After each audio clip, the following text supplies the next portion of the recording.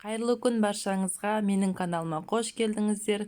Бүгін сіздермен үйдегі бар заттармен дайындалатын, құрамы қолжетімді, өте дәмді болып шығатын бисквитті рулетті бірге дайындайтын боламыз.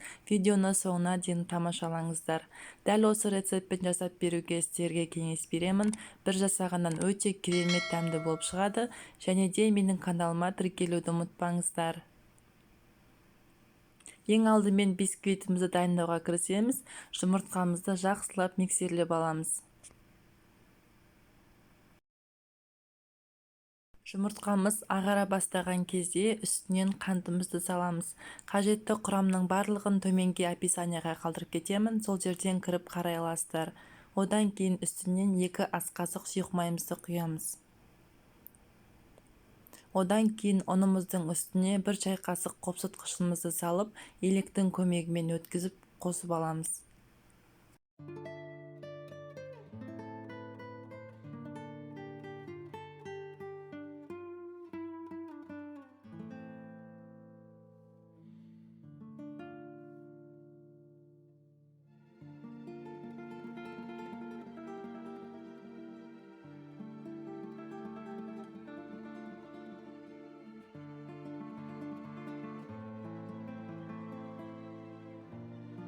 Ұнымызды толығымен барлығын жақсылап араластырып аламыз. Міне мен араластырып алдым. Осындай қою масса шығады. Осы шыққан массамызды енді листқа құйып аламыз. Листіміздің үстіне пергамент қағазды төсеуді ұмытпаңыздар. Пергамент қағазымызға құйып, бетін біркелкі қылып тегістеп аламыз. Дәл осы сәтте пешімізді 180 градусқа қойып, алдын ала қыздырып аламыз.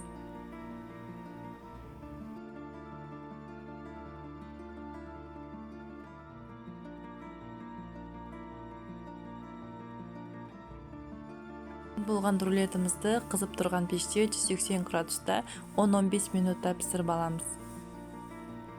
Міне менің рулетім 10 минутта пісіп дайын болды. Енді осы пісіп шыққан рулетімізді орамалға төңкеріп алатын боламыз. Орамалға төңкеріп, пергамент қағазымызды алып тастаймыз. Тез-тез жасаған өзіңізге жақсы болады. Егер де суып кеткен кезде орасаңыздар, рулеттеріңіз сынып қалады. Мен алдымен кішкене орап қойып, одан кейін суығаннан кейін ғана барып ортасына кремін жағатын болам.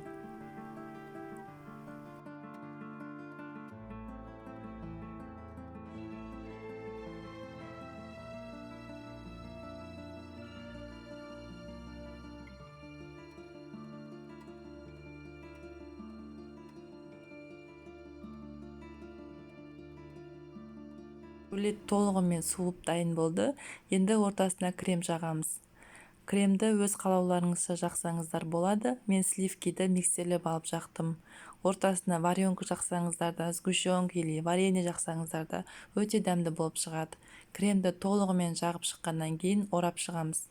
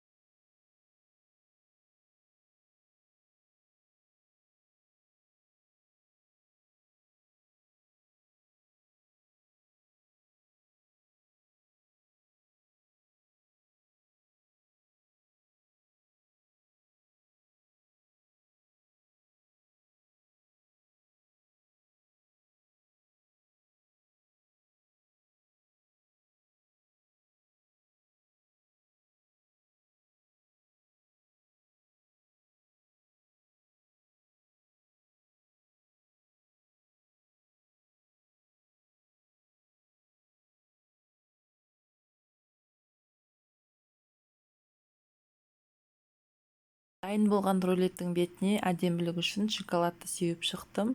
Міне достар, осымен біздің дәмді рулетіміз дайын болды.